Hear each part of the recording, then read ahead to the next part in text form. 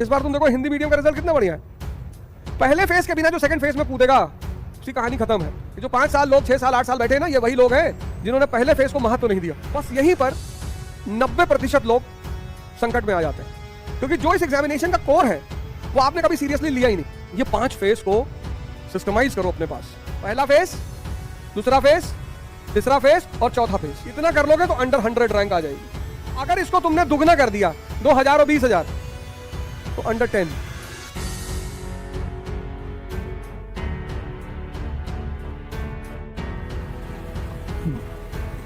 जय हिंद फ्रेंड्स। कौशल्या दशरथ के नंदन,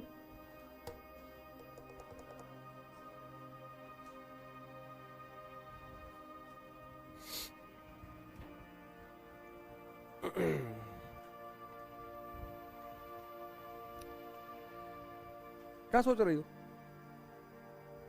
और तुमसे पूछ रहे हैं। हाँ, ऐसे तो कुछ कोई नहीं।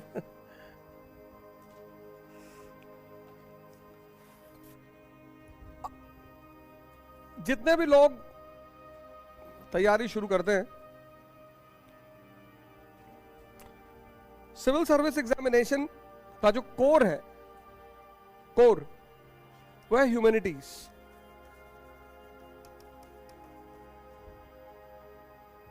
कोर, इस परीक्षा का जो कोर है वो है ह्यूमैनिटीज, यानी हिस्ट्री, यानी पॉलिटी, यानी इकोनॉमी। ये तो दोनों तरफ का साइंस वो है, दोनों स्ट्रीम में आता है। ह्यूमैनिटीज में भी आता है, मैथ्स में भी आता है। हिस्ट्री, पॉलिटी, इकोनॉमी, जियोग्राफी,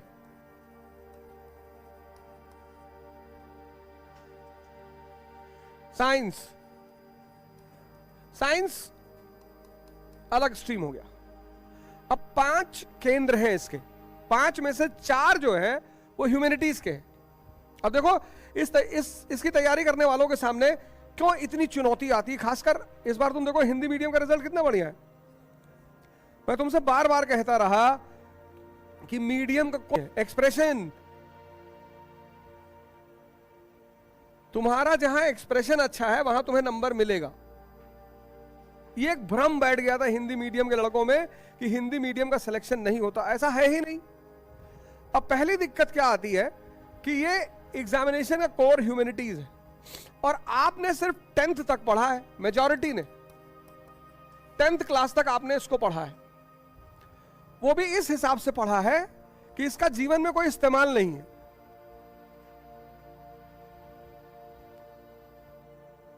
अगर किसी ने गलती से 11th 12th में पढ़ा भी है तो हिंदुस्तान में शायद ही कोई स्कूल हो जहां ह्यूमैनिटीज बहुत अच्छा पढ़ाया जाता हो। तो पहली दुर्घटना आपके जीवन में यह घट गई कि आपको ह्यूमैनिटीज पढ़ना आया ही नहीं।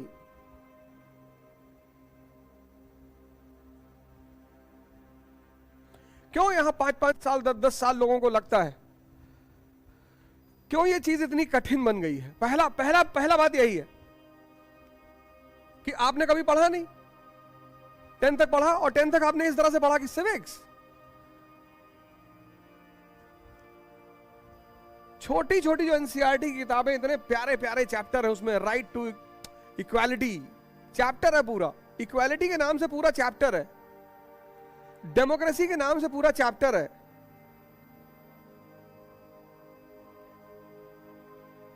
क्लास 9 डेमोक्रेसी क्लास 9 में पूरा चैप्टर है, लेकिन पढ़ा ही नहीं। ह्यूमैनिटीज को कोई ट्रीटमेंट ही नहीं इस कंट्री में। कहते हैं साइंस पढ़ोगे फायदा है, कॉमर्स पढ़ोगे फायदा है। इस कंट्री में तो मानते ही नहीं कि ह्यूमैनिटीज पढ़ने से कोई फायदा है। वो कहते हैं कॉमर्स पढ़ लो उससे फायदा है, सबसे ज्यादा वो कहते हैं साइंस पढ़ने से फायदा है, दूसरा वो कहते हैं कॉमर्स पढ़ने से फायदा है, लेकिन वो कहते हैं कि ह्यूमैनिटीज पढ़ने से कोई फायदा नहीं।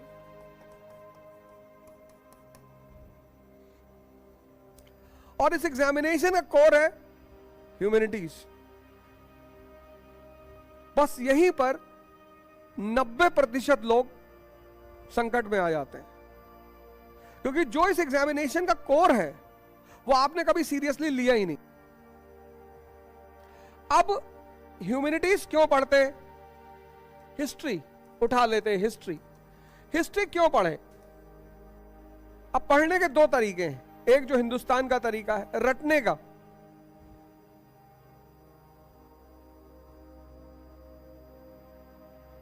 इसीलिए तो ये देश की स्थिति देखो क्या है, सब अलग गाना गा रहे हैं।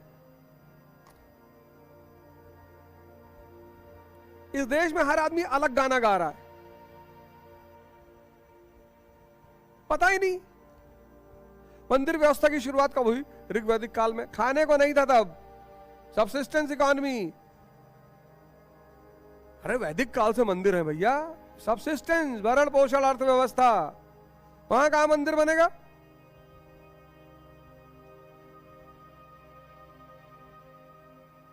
है संभावना?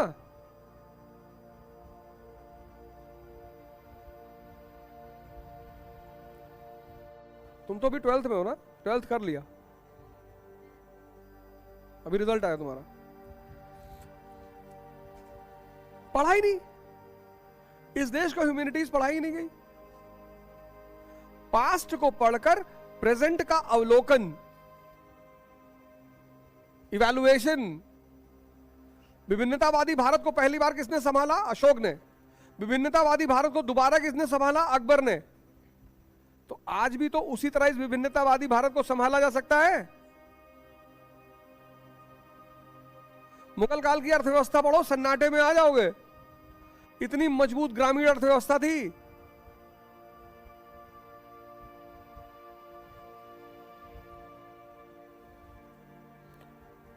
नहीं, मुगल काल पूरा ही इतनी प्रॉस्पेरिटी थी विलेज लेवल पे। और उसकी वजह क्या थी?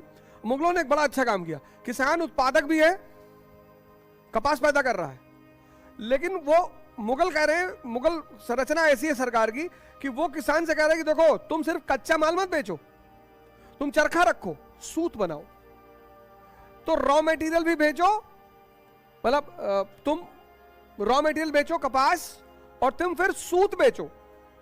तो कपास बिकेगा 100 रुपया किलो, सूत बिकेगा 200 रुपया किलो।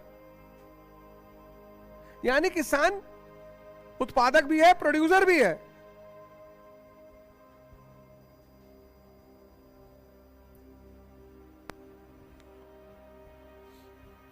यह पहली गलती हो गई कि इस देश में 10th तक ह्यूमैनिटीज को पढ़ाया गया, लेकिन ऐसे ही ऐसे पढ़ाया गया।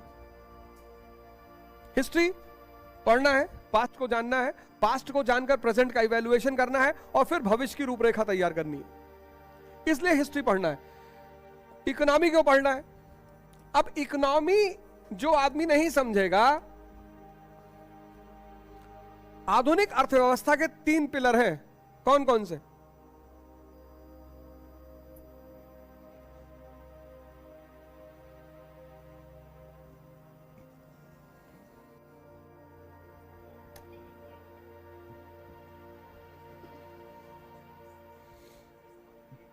आधुनिक अर्थव्यवस्था के 3, आधुनिक अर्थव्यवस्था मैं नहीं कह रहा हूं, आधुनिक अर्थव्यवस्था के 3 पिलर हैं। अगर वो 3 कमजोर हो जाएंगे तो अर्थव्यवस्था अपने आप कमजोर होती चली जाएगी। ये तो नेशनल इनकम तुम बता रही हो, primary sector, secondary sector, tertiary sector, वो तो नेशनल इनकम की बात हो रही। आधुनिक अर्थव्यवस्था, अब तुम सोचो, एक बड़ी छोटी सी बात सोचो, 1949 में एक कंट्री पैदा हो रही है, चाइना। चलो 1950 मान लो, हाँ, और 2020 में ये कंट्री वर्ल्ड पावर बन रही है।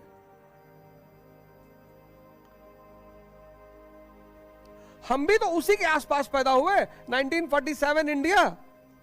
पाकिस्तान भी तो उसी समय पैदा हुआ, 1947।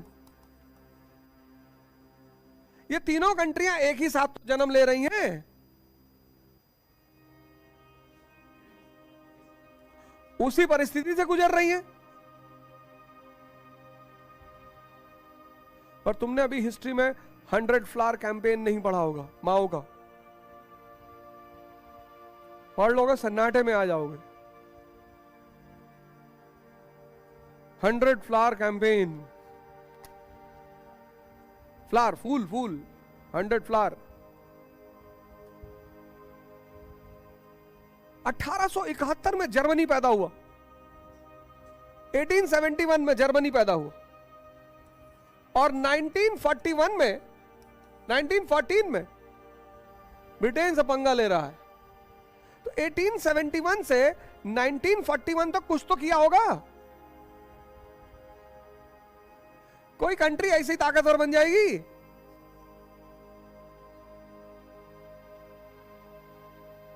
लेकिन तुमने कभी ये सब सोचा ही नहीं। तुम पढ़ना चाहते हो बस।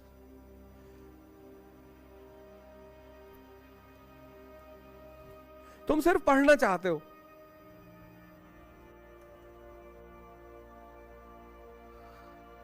एटीन 1871 से पहले जर्मनी था ही नहीं, और 1910 में Germany second largest producer of iron and steel.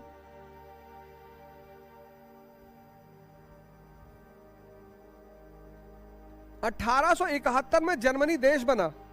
1910 में जर्मनी दूसरा सबसे बड़ा उत्पादक आयरन, लोहा और इस्पात का।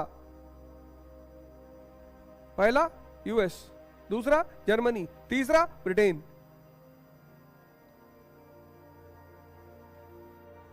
तुम पढ़ना चाहते हो, तुम सोचना नहीं चाहते। ह्यूमैनिटीज का सारा खेल सोचने का है, कनेक्ट करने का।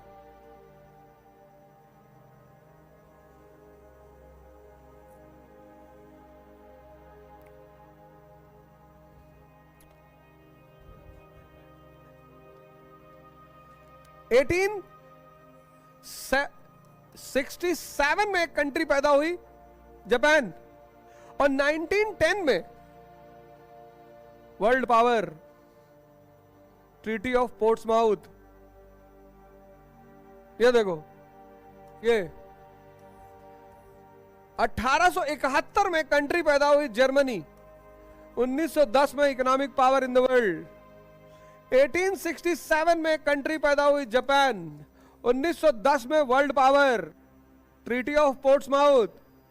1949 में कंट्री पैदा हुई चाइना, और 2020 में वर्ल्ड पावर, सुपर पावर को टक्कर दे रही है।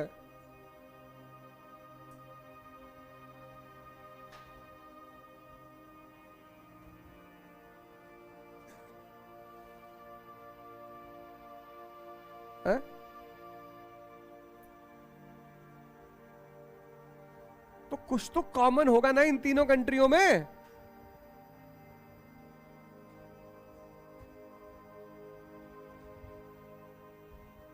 सेवेंटी 87 में पैदा हुआ यूनाइटेड स्टेट्स ऑफ अमेरिका,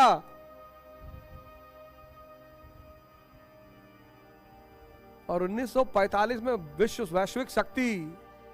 इन चारों में कुछ तो कॉमन होगा, इसीलिए तो हम पढ़ रहे हैं।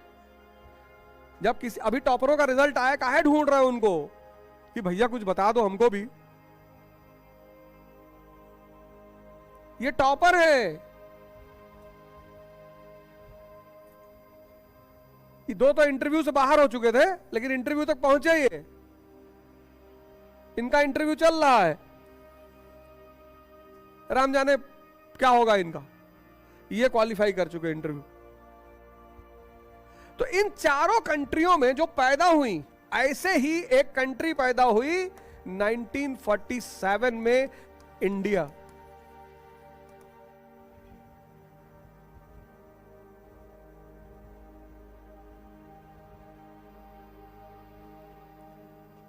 इकोनॉमी अगर नहीं पढ़ोगे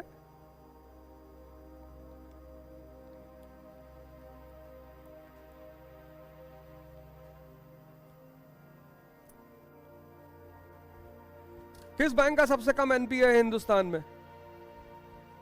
कौन सा बैंक है इंडिया का जिसका सबसे कम है non performing asset, NPA?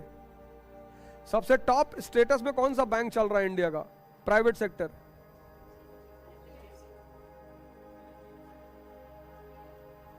SBI private है।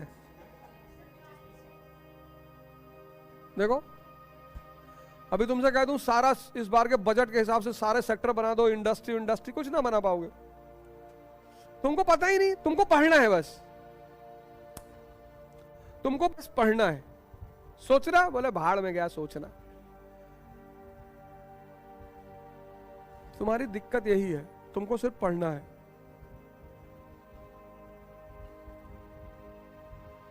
तुम बाहर से खूब बदलने को तैयार हो, अंदर से तैयार ही नहीं हो। अंदर से कह रहे हो कोई ताबीज दिलवा दो, कोई ऐसी चीज दिलवा दो कि यहां ना बदलना पड़े, और वहां ना बदलने का रास्ता ही नहीं है ही नहीं। देखो हजारों लड़के कोचिंग जा रहे हैं, जैसे रिजल्ट आया सारी कोचिंगें कूद पड़ी मार्केट में, हमारा हमारा हमारा।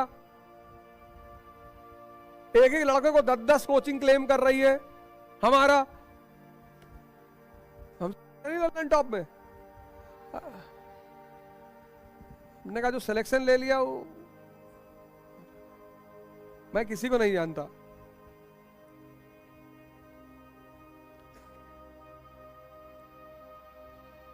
कैसे कूद पड़े सब। हम भेज रहे हैं 2 लड़का, चलो इन दोनों को आईएएस बनाओ।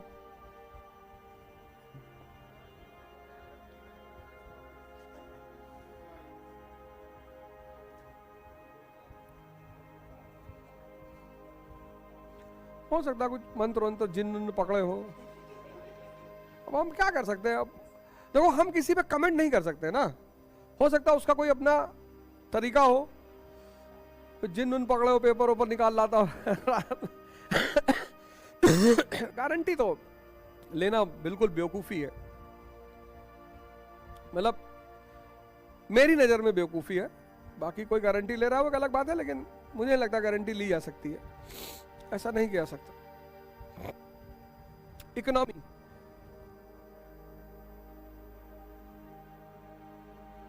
तीन चीजों पे आधुनिक इकोनॉमी टिकी है, 3।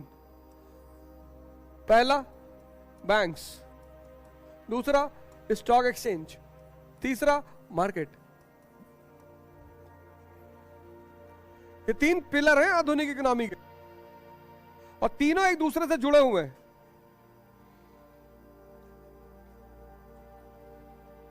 और तीनों गड़बड़ाए, इकोनॉमी खत्म। ये पब्लिक से पैसा लेगा, ये फिर इंडस्ट्री में लगाएगा, फिर ये मार्केट को बूम, सब मिलकर मार्केट को स्ट्रांग बनाएंगे, कमजोर बनाएंगे। तो इस देश के लोगों को पता ही नहीं होगा कि ये सारी कंट्रियां बनी। बैंक पढ़ लिए इकोनॉमी में, तो मैंने क्या देखा, मैंने ये देखा कि इस देश में सब पढ़ना चाहते हैं। इकोनॉमी पढ़ो तुम, इस इंटरकनेक्टिविटी को समझो कि बैंकिंग व्यवस्था के मजबूत होने से स्टॉक एक्सचेंज मजबूत होगा, बैंकिंग और स्टॉक एक्सचेंज के मजबूत होने से मार्केट मजबूत होगी, इन तीनों के मजबूत होने से इंडस्ट्रियल रेवोल्यूशन को गति मिलेगी।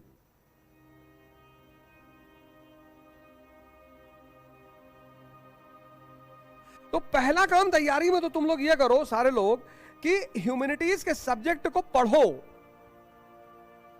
इस एंगल से कि इन्हें क्यों पढ़ना चाहिए। यह पहला चरण होगा। तो NCERT is the best source पढ़ने के लिए। पहला फेस पढ़ने का कि हम फिर से हिस्ट्री पढ़ेंगे, हम फिर से पॉलिटी पढ़ेंगे। अब पढ़ेंगे हम, लेकिन अब पढ़ने का उद्देश्य परसेंटेज नहीं होगा, अब पढ़ने का उद्देश्य व्यू पॉइंट होगा। तो पहले पढ़ो, पहले सारे सब्जेक्ट्सों को पढ़ो, एक बार इकोनॉमी को पढ़ो, एसएलआर क्या है, सीआरआर क्या है, इसका पहले एक व्यू वो बनाओ सामान्य अपने शब्दों में, टीचर के शब्दों में नहीं। किताब से पढ़ लिया, टीचर ने तुम्हें पढ़ा दिया, फिर एसएलआर जो है उसको अपने शब्दों में सोचो, अपने शब्दों में कि यार बैंकिंग में एसएलआर क्या है यार, उसको अपने शब्दों में कार्व आउट करो, उसको अपने शब्दों का जामा पहनाओ, उसको अपने एग्जाम्पल दो। वो तुम्हारा होमवर्क है, वो तुम्हारा होमवर्क है। तो एक डेफिनेशन किताब की हो गई, एक डेफिनेशन टीचर की, और एक तुमने अपनी तैयार की। तो जो तुमने अपनी तैयार की वो यहां सेव रहेगी।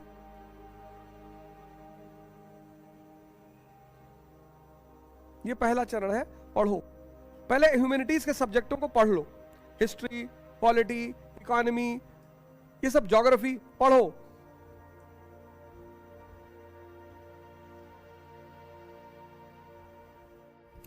तो ज्योग्राफी पढ़ लो, इकोनॉमी पहले पढ़ लो।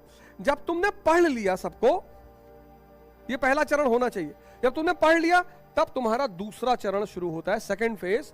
और ये सेकंड फेज जो तुम्हारा शुरू होगा आईएएस की तैयारी का, पहले फेज के बिना जो सेकंड फेज में कूदेगा उसकी कहानी खत्म है। ये जो 5 साल लोग 6 साल 8 साल बैठे हैं ना, ये वही लोग हैं जिन्होंने पहले फेज को महत्व नहीं दिया।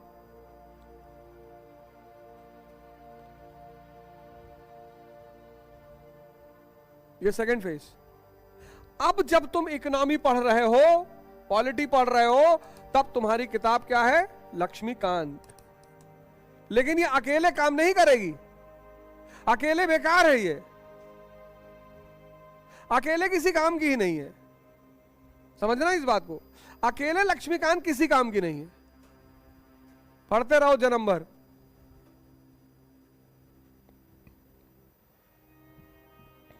तो किसके साथ पढ़नी है? अनसॉल्व्ड के साथ। इसके बिना लक्ष्मीकांत अधूरी है। अब तुमने चैप्टर उठाया प्रियम्बल, प्रियम्बल तुमने चैप्टर उठाया, तो पिछले 15 साल के जितने क्वेश्चन हैं सबको नोट डाउन कर लो, प्रियम्बल वाले। और जैसे तुमने 15 साल के क्वेश्चन नोट डाउन किए, 20 के कर लो, 20 से कर लो। तो जैसे तुमने 20 साल के क्वेश्चन नोट डाउन किए, तुमको 2 बात पता चल गई, क्या और कैसे। तब पढ़ो इस किताब को। क्या पूछ रहा है, क्यों पूछ रहा है और कैसे पूछ रहा है, तीनों बातें। वरना पढ़ते रहो, जितना मन में आए पढ़ो, उलझाना नहीं है। तुम क्या करते हो, आके पूछते हो सर एनसीईआरटी पढ़ ले। ये पहला फेस है जहां तुम ये समझोगे इकोनॉमी क्यों पढ़ना है, पॉलिटी क्यों पढ़ना है, क्योंकि तुम्हारा 10th तक का ह्यूमैनिटीज है, वो भी। ये दूसरा चरण है। आज के युग में जितने भी आईएएस की तैयारी लड़के कर रहे हैं, वो सिर्फ इसलिए परेशान है कि उन्होंने फर्स्ट फेज को नहीं किया ही नहीं।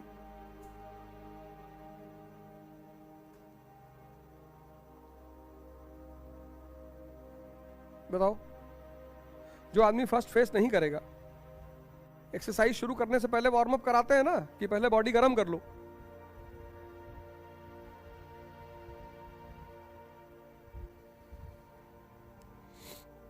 ये एक बहुत बड़ी चुनौती है उत्तर भारत में जो लोग आईएएस की तैयारी करते हैं। पहला फेस टच ही नहीं करना चाहते। फिर तीसरी चीज जो है, थर्ड फेस, जो बहुत बहुत बहुत बहुत इंपॉर्टेंट है, वो है न्यूज़पेपर। ये 10th से भारत के स्कूलों में पढ़ाया जाना चाहिए, 10th से। लेकिन इसको सिर्फ आईएएस की तैयारी करने वाले लोग पढ़ते हैं। यही वो न्यूज़पेपर है जिसने भारत के स्वतंत्रता संघर्ष में सबसे अहम भूमिका निभाई। लिट्टन के टाइम पे जब हम पढ़ेंगे, लिट्टन के टाइम पे, लिट्टन 1876, 90% लोग इलिटरेट, 90% लोग इलिटरेट। फिर ये न्यूज़पेपर क्या कर रहा था, तो एक मूवमेंट भारत में चला, उसको कहा गया लाइब्रेरी मूवमेंट।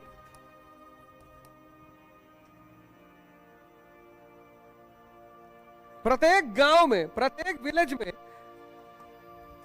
जो उस गांव का पढ़ा लिखा आदमी होता था, वहां जो समुदाय कम्युनिटी हॉल होता था, वहां वो आदमी बैठता था रात शाम को। उसके पास एक न्यूज़पेपर होता था, एक चारपाई होती थी, गांव के लोग सामने आके बैठते थे, वो न्यूज़ पढ़ के उनको सुनाता था। फिर लोग उस पर चर्चा करते थे। तभी तो इसने न्यूज़पेपर पे बैन लगाया लिट्टन ने, क्योंकि जिस देश में 90% जनता अशिक्षित हो, वहां वर्नाकुलर प्रेस एक्ट लाने की जरूरत ही क्या है।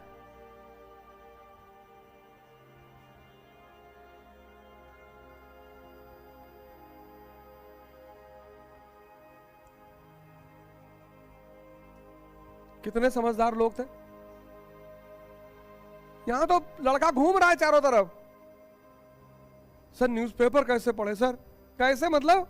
अब देखो गलती, अब ह्यूमैनिटीज का बैकग्राउंड ही नहीं है, और ह्यूमैनिटीज क्या केंद्र है न्यूज़पेपर। ये देखो खेल, humanities is equal to newspaper. ये खेल देखो, ह्यूमैनिटीज पता ही नहीं और humanities is equal to newspaper. Newspaper में क्या पढ़ोगे, इकोनॉमी, आरबीआई ने रेपो रेट कम कर दिया। न्यूज़पेपर में क्या पढ़ोगे, चीन ताइवान रिलेशन, आईआर।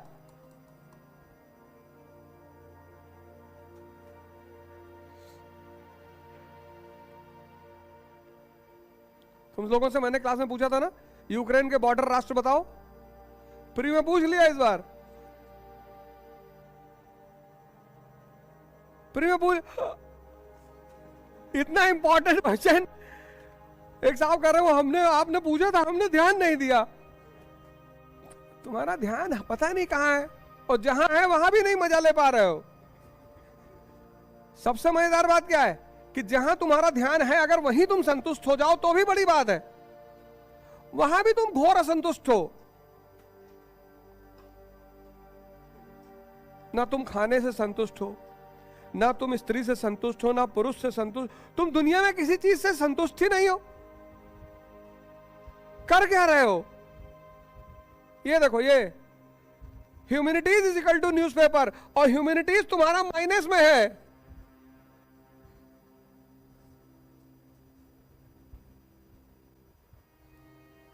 गवर्नर पे क्वेश्चन आ गया, पॉलिटी आ गई।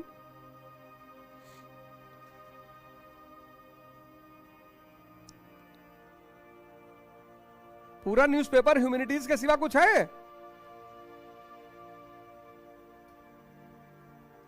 वो माइनस में है तो ये पॉजिटिव कैसे हो जाएगा। और यूपीएससी को ये बात समझ में आ, माइनस में चल रहे हो, तो उसने क्या किया, एक नया गेम सेट कर दिया।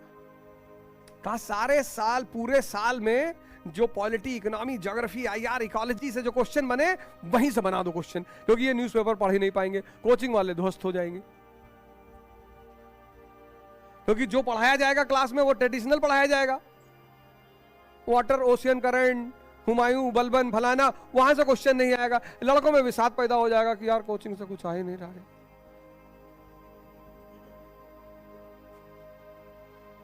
नहीं होगा, हो जाएगा।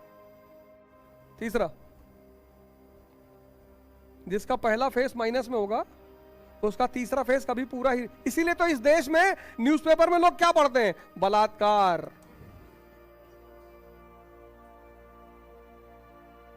तुम देखो हिंदी बेल्ट के सारे न्यूज़पेपर उठा के देख लो, गांव में बकरी हुई चोरी, उठा के देखो न्यूज़पेपर। नहीं, क्योंकि न्यूज़पेपर भी तो वही बिके, ये कहां, ये सब पढ़े ही नहीं है।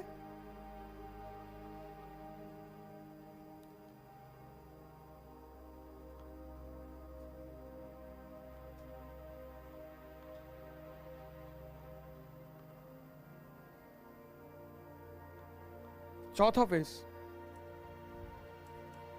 प्रैक्टिस। एक साल पूरा चाहिए मिनिमम, 1000 क्वेश्चन मेंस, जीएस और ऑप्शनल, और मिनिमम 10,000 क्वेश्चन प्रीलिम्स चाहिए ही चाहिए, करना ही करना है। और उसमें भी 1:4 का फॉर्मूला जो मैं तुम लोगों को बता चुका हूं। इतना कर लोगे तो अंडर 100 रैंक आ जाएगी। पहला फेस, दूसरा फेस, तीसरा फेस और चौथा फेस। चौथे फेस में इतना कर लोगे तो 100 के नीचे रैंक आ जाएगी। और अगर इसको तुमने दुगना कर दिया, 2000 और 20,000, तो अंडर 10।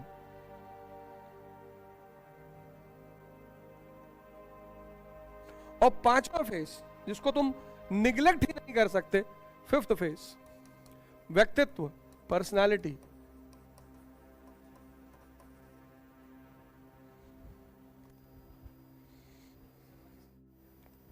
ये 5 फेस को सिस्टमाइज करो अपने पास।